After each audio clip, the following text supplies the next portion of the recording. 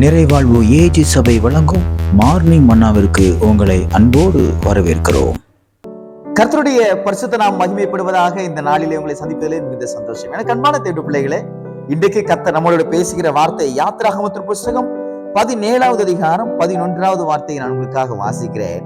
மோசே தன் கையை ஏறெடுத்திருக்கையில் இஸ்ரவேலர் மேற்கொண்டார்கள்.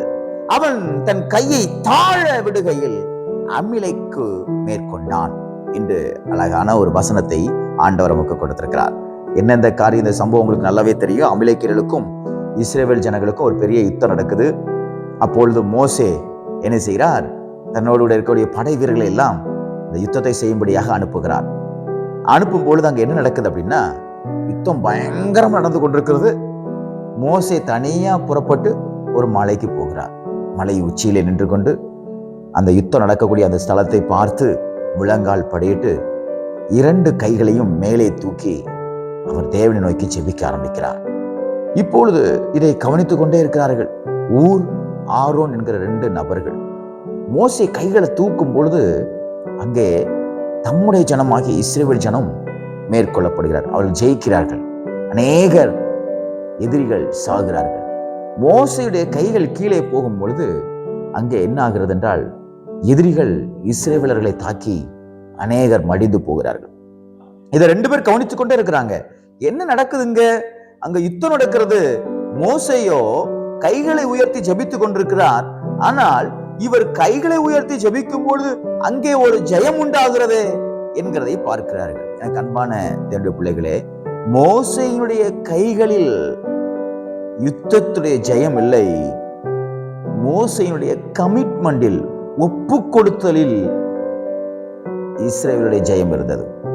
இன்றைக்கு அநேக நேரங்களிலே நாம் இப்படி யோசிக்கிறோம், எனக்கு காரியங்களை வாய்க்க செய்வதற்கு நான் எதையாயில் ஒன்று செய்ய வேண்டுமா என்று யோசிக்கிறோம். ஆனால் அதற்கென்று நாம் தியாகம் செய்கிறோமா?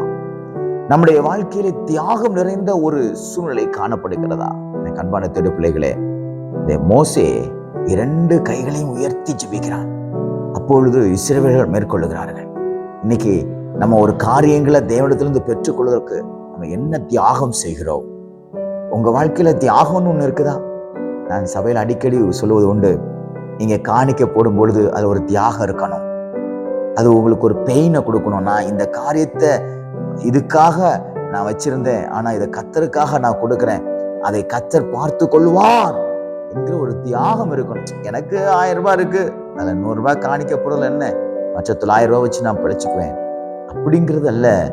ஒவ்வொரு காரியங்களையும் நாம் செய்யும் பொழுது அதுல தேவனுக்காக நான் இதுல என்ன செய்தேன், இதுல என்னுடைய தியாகம் என்ன இருந்தது என்று நாமே யோசிக்க வேண்டும். எனக்கு அன்பான தேவ பிள்ளைகளே, தாவீது கோலியாத்தை மேற்கொண்டான் என்பது நமக்கு ஒரு சாலச் சிறந்தது, நமக்கு நன்றாக தெரிந்த ஒரு விஷயம். அதிலே தாவீதுடைய தியாகம் உங்களுக்கு தெரியுமா? தாவீது தன்னுடைய உயிரையும் தியாகம் பண்ணி போய் நிற்கிறான். அவன் ஒரு மாம்சமலையாக இருந்தாலும் இவனை தேவன் என்று கையில ஒப்பு கொடுப்பார் என்று நாவினாலே அறிக்கையிட்டாலும் அவனுக்குள்ளாக ஒரு கமிட்மெண்ட் இருக்கிறது, ஒரு ஒப்பு கொடுத்தல் இருக்கிறது. இதை நான் செய்யும் பொழுது ஒருவேளை எனக்கு என்ன நேர்ந்தாலும் அதை குறித்து நான் பயப்பட மாட்டேன். சாத்ராக், மேஷாக், ஆபேத்நேகோவை பாருங்கள், என்ன தியாகம்! நான் தேவனுக்காக வைராக்கியம் பாராட்டுகிறேன், ஆகையால் என்னை அக்கினி சூளையில் போடுகிறார்கள், இதனால எனக்கும் தேவனுக்கு என்ன லாபம் என்று அவர்கள் பார்க்கவில்லை.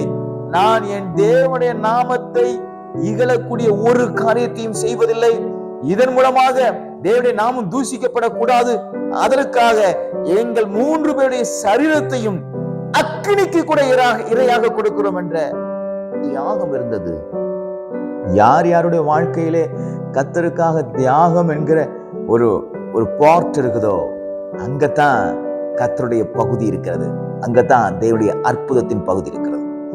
இந்த இஸ்ரவேலர்கள் அவர்கள் ஜெயித்தால் என்ன, தோற்றால் என்ன அப்படிங்கறத குறிச்சு மோசைக்குள்ள எண்ணங்கள் இருக்கும். ஆனா கைகளை உயர்த்தி நான் ஒரு காரியத்தை செய்ய வேண்டும், என்னால் யுத்தம் செய்ய முடியாது, நான் யுத்தம் செய்வதற்கு சரியான ஆள் இல்லை, நான் ஒரு லீடர், ஆகையால் நான் செய்ய வேண்டிய சில காரியங்கள் எனக்கு இருக்கிறது, நான் தேவனுடைய சமூகத்திலே காத்திருப்பதை பிடித்துக் கொள்கிறேன், நான் தேவனுடைய காரியத்திற்காக சில காரியங்களை தியாகம் பண்ண விரும்புகிறேன் என்று சொல்லிதான் மோசே சில காரியங்களை தியாகத்தோடு செய்கிறேன். எனக்கு அன்பான தேவ பிள்ளைகளே, கிறிஸ்தவ வாழ்க்கை என்பது ஆசீர்வாதங்களை பெற்றுக்கொள்வதிலே ரொம்ப முக்கியமான ஒன்று. ஆனால் அதிலே ஆசீர்வாதங்களை பெற்றுக்கொள்ள வேண்டுமே ஆனால் நம்முடைய வாழ்க்கையில தியாகம் இருக்க வேண்டும். கர்த்தருக்காக இந்த காரியங்களெல்லாம் நான் தியாகம் பண்றேன் அப்படின்னு தேவையில்லாத காரியங்களை விட்டுருங்க. தேவன் அருவருக்கக்கூடிய காரியங்கள் உங்கள் உள்ளத்திலோ, உங்கள் இல்லத்திலோ, உங்கள் குடும்பத்திலோ இருக்குமே ஆனால் அதை தியாகம் பண்ணி பாருங்கள். இந்த காரியத்தை கர்த்தருக்காக நான் இதை செய்கிறேன் என்று நீங்கள் தியாகம் பண்ணி பாருங்கள். நான் சொல்லுகிறேன், வானத்தையும் பூமி உண்டாக்கின கர்த்தர் எப்படி இஸ்ரவேல் ஜனங்களுக்கு ஒரு ஜெயத்தை கொடுத்தார், அதே போல தருவார். இந்த வசனம் அதிகாரம் முடியும் போது சொல்லப்படுகிறது, யெகோவா நிசி என்று மோசே பெயர் வைக்கிறார். யுத்தத்துக்கு வெற்றி தருகிறவர் அவரே, ஜெயம் கொடுக்கிறவர் அவரே. ஆனா மோசே தியாகம் பண்ணினான்.